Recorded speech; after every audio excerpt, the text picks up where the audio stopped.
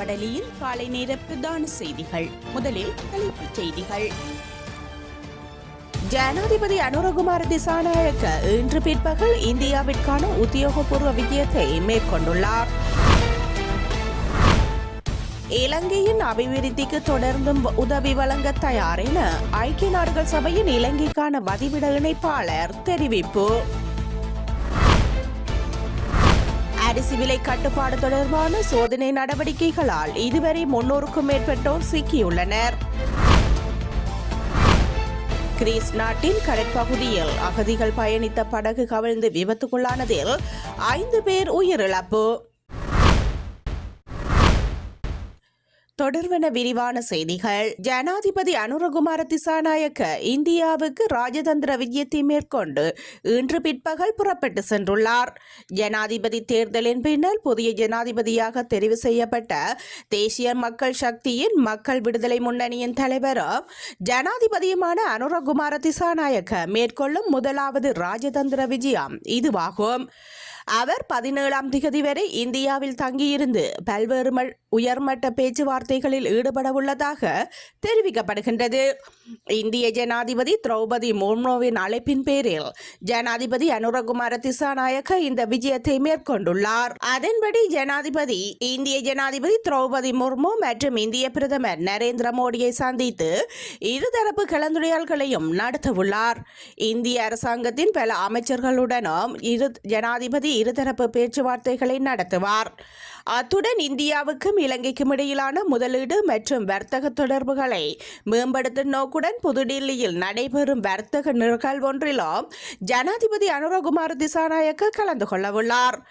இதேவேளை நிதி மற்றும் திட்டமிடல் பிரதி அமைச்சர் ஹர்சன சூரிய பெரும மற்றும் வெளிவிவகார அமைச்சர் சுற்றுலா அமைச்சருமான விஜித ஹேரத் ஆகியோரும் இந்த விஜயத்தில் இணைந்துள்ளனர்.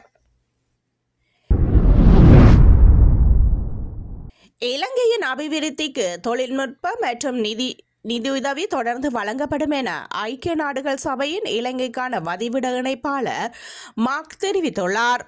சுகாதாரம் மற்றும் ஊடகத்துறை அமைச்சர் வைத்திய நலிந்த ஜெயதிசவை சந்தித்த போது அவர் இதனை குறிப்பிட்டதாக சுகாதார அமைச்சு தெரிவித்துள்ளது. நீண்ட காலமாக இந்த நாட்டு அரசாங்கத்துடனும் மக்களுடனும் இணைந்துள்ள பங்களித்துவத்தை மேலும் வலுப்படுத்துவேன் எனவும் எதிர்காலத்தில் அதனை தொடர்ப போவதாகவும் இதன்போது அவர் சுட்டிக்காட்டியுள்ளார். இங்கு கடந்த தேர்தலில் பெரும்பான்மை வழங்கப்பட்ட நிலையில் பொதுமக்களின் எதிர்பார்ப்புகளும் அதிகமாக இருப்பதால் எதிர்வரும் காலப்பகுதி சவாலானதாக அமையும் என ஐக்கிய நாடுகள் சபையின் இலங்கைக்கான வதிவிட இணைப்பாளர் மேலும் சுட்டிக்காட்டியுள்ளார். அரிசி விலை கட்டுப்பாடு தொடர்பான சோதனை நடவடிக்கைகளால் இதுவரை 300க்கும் மேற்பட்ட வர்த்தகர்கள் சட்டத்தின் கீழ் சிக்கியுள்ளதாக நுகர்வோர் சேவை அதிகார சபை தெரிவித்துள்ளது. கடந்த 10ஆம் தேதி தொடக்கம் இதுவரை முன்னெடுக்கப்பட்ட சுற்றுவளைப்புகளில் இவர்கள் பிடிபட்டதாக அந்த அதிகார சபையின் தகவல் பணிப்பாளர் அசீல பண்டார தெரிவித்தார். அவர்களுக்கு எதிரான வழக்கு தாக்கல் நடவடிக்கைகள் நாளை முதல் ஆரம்பிக்கப்படும் எனவும் அவர் மேலும் குறிப்பிட்டுள்ளார். இன்னொரு மொழியை கேட்பதால் நாம் குறைந்துவிடப் போவதில்லை, மாறாக நாம் வளர்வோம். எமது திறனை ஆற்றலை வளர்த்துக்கொள்ள இன்னொரு மொழியை கேட்பது அவசியமானது என வடக்கு மாகாண ஆளுநர் வேதநாயகன் வலியுறுத்தியுள்ளார். சூரிய நிறுவனகத்தின் ஏற்பாட்டில் 2ஆம் மொழி சிங்கள கற்கை நெறியை பூர்த்தி செய்த மாணவர்களுக்கான சான்றிதழ் வழங்கும் நிகழ்வு சுதுமலை குபேர மகாலில் இன்று நடைபெற்றது. இந்த நிகழ்வில் சூரிய நிறுவனத்தின் ஸ்தாபகரும் முன்னாள் சபாநாயகருமான கரு ஜெயசூரியவும் கலந்து கொண்டார். அத்துடன் சுவிட்சர்லாந்து தூதரகத்தின் பிரதி தூதுவர் ஒலிவர் கௌரவ விருந்தினராக பங்கேற்றார். மாணவர்களுக்கான சான்றிதழ்களை வழங்கிய பின்னர் பிரதம விருந்தினர் உரையாற்றிய ஆளுநர் கிளிநொச்சி மாவட்ட செயலாளராக தான் பணியாற்றிய காலத்தில் பொது நிர்வாக உள்நாட்டு அலுவல்கள் அமைச்சராக இருந்தவர் கரு ஜெயசூரிய என்றும் அவர் சிறப்பான தலைமைத்துவத்தை வழங்கிய ஒருவர் எனவும் குறிப்பிட்டுள்ளார். கரு ஜெயசூரிய போன்று தன்னால் நினைவு கூறப்படும் மற்றொருவராக மறைந்த முன்னாள் அமைச்சர் மங்கள செமரவீரவும் இருக்கின்றார். யாழ் மாவட்ட செயலராக பணியாற்றிய போது நிதி அமைச்சராக இருந்த அவர் பல்வேறு வகைகளிலும் உதவியதாகவும் அவர் குறிப்பிட்டார். சிங்கள மொழியை இரண்டாம் மொழியாக கற்பது இந்த நாட்டில் எங்கு சேவையாற்றக்கூடிய வாய்ப்பையும் உருவாக்கும் எனவும் ஆளுநர் குறிப்பிட்டார். கூடுதலான மொழியறிவு எங்களை மேம்படுத்த உதவும். இதனூடாக ஆய்வுக்கான திறன் உள்ளிட்ட பல்வேறு ஆளுமைகளை வளர்க்க அது உதவும் என்றும் குறிப்பிட்டுள்ளார். இந்த நிகழ்வில் மாணவர்களால் பல்வேறு கலை நிகழ்வுகள் சிங்கள மொழியிலும் நடத்தப்பட்டன. யாழ்ப்பாண நகர் பகுதிகளை அண்மித்துள்ள பல்பொருள் விற்பனை நிலையங்களில் திருடும் கும்பல்கள் தொடர்பான தகவல் கிடைத்ததால் அறிய தருமாறு போலீசார் பல்பொருள் விற்பனை நிலையங்கள் மற்றும் பொதுமக்களுக்கு அறிவுறுத்தியுள்ளனர். அண்மையில் பல்பொருள் விற்பனை நிலையங்களுக்கு 3 அடங்கிய கும்பல் சென்று அங்கு பொருட்களை வாங்குவது போல் சில பொருட்களை திருடி தமது ஆடைகளுக்குள் மறைத்து சென்றமை தொடர்பான காட்சிகள் விற்பனை நிலையங்களில் பொருத்தப்பட்டுள்ள பாதுகாப்பு கண்காணிப்பு கேமராக்களில் பதிவாகியுள்ளன. இந்த கும்பல் தொடர்ச்சியாக இதுபோன்ற திருட்டுகளில் ஈடுபட்டு வருவதனால் அவர்கள் தொடர்பான தகவல்களை அறிந்தால் அருகிலுள்ள போலீஸ் நிலையத்திற்கு அறிவிக்குமாறும் போலீசார் பொதுமக்களிடம் கேட்டுக்கொண்டுள்ளனர். யாழ்ப்பாணம் புன்னாலைக்கட்டுவன் பகுதியில் வைத்து தனியார் பேருந்து ஒன்றின் சாரதி மற்றும் நடத்துனரை தாக்கிய சந்தேக நபர் ஒருவர் இன்றைய தினம் போலீசாரால் கைது செய்யப்பட்டுள்ளார். கடந்த 7 மாதங்களுக்கு முன்னர் புன்னாலைக்கட்டுவன் யாழ்ப்பாணம் வழித்தட தனியார் பேருந்தினை மறைத்து 3 பேர் கொண்ட குழுவினர் நடத்துனர் மீதும் சாரதி மீதும் தாக்குதல் மேற்கொண்டுள்ளனர். இதுகுறித்து பாதிக்கப்பட்டவர்கள் மேற்கொண்ட முறைப்பாடு தொடர்பாக தேடப்பட்டு வந்த பிரதான சந்தேக நபர் இன்றைய தினம் உரும்புராய் பகுதியில் வைத்து யாழ்ப்பாணம் மாவட்ட சிரேச போலீஸ் அத்தியட்சருக்கு கீழ் இயங்கும் போலீஸ் புலனாய்வு பிரிவினருக்கு கிடைக்கப்பெற்ற இரகசிய தகவலின் அடிப்படையில் கைது செய்யப்பட்டுள்ளார். இவ்வாறு கைது செய்யப்பட்ட சந்தேக நபர் யாழ்ப்பாணம் போலீஸ் நிலையத்தில் ஒப்படைக்கப்பட்டுள்ளதுடன் குறித்த சம்பவம் தொடர்புடைய மேலும் 2 தலைமறைவாகியுள்ளனர்.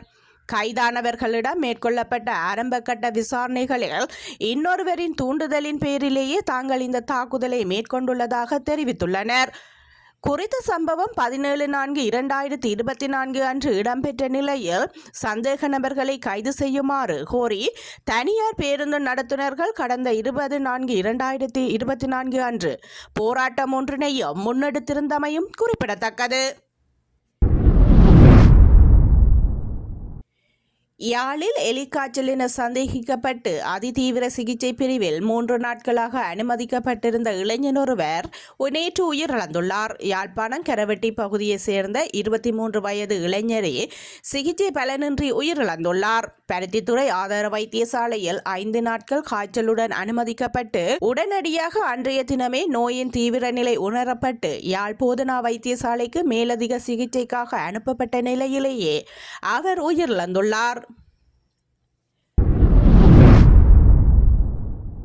மன்னார் மாவட்ட ஆயர் பணியிலிருந்து bishop Fidelis Lions Emmanuel Fernando விலகியதை அடுத்து திருத்தந்தை பிரான்சிஸ் அவர்கள் மன்னாரின் புதிய ஆயராக வணக்கத்திற்குரிய ஞானப்பிரகாசம் அந்தோணி பிள்ளையை உத்தியோகபூர்வமாக நியமித்துள்ளார்.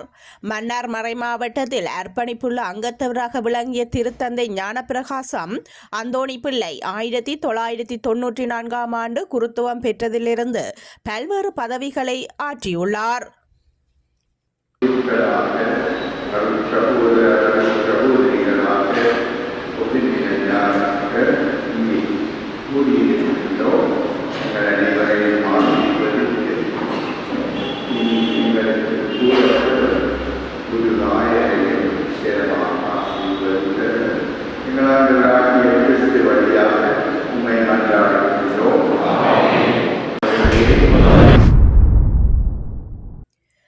கிரீஸ் நாட்டின் கடற்பகுதியில் அகதிகள் பயணித்த படகு கவிழ்ந்து விபத்துக்குள்ளானதில் 5 பேர் நீரில் மூழ்கி பரிதாபமாக உயிரிழந்துள்ளனர். கிரீஸ் நாட்டில் உள்ள தீவான கடோஸ் பகுதியில் 13ஆம் திகதி இரவு அகதிகளை ஏற்றிக் கொண்டு சென்ற மர்ம படகு கவிழ்ந்ததில் நீரில் மூழ்கி 5 பேர் உயிரிழந்துள்ளதாகவும் பலர் காணாமல் போயுள்ளதாகவும் கிரீஸ் கடலோர காவல்படை நேற்று அறிவித்திருந்தது.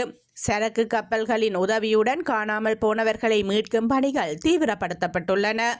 இதுவரை மீட்கப்பட்டவர்களில் 29 பேர் பெண்களும் ஆவர். அகதிகளில் பெரும்பாலானோர் பாகிஸ்தானை சேர்ந்தவர்கள் என்று கூறப்படுகின்றது.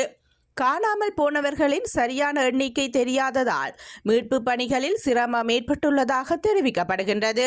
சமீப காலமாக அகதிகள் படகு கவிழ்ந்து விபத்தில் சிக்கும் சம்பவங்கள் தொடர்கதையாகி வருகின்றமையோ குறிப்பிடத்தக்கது.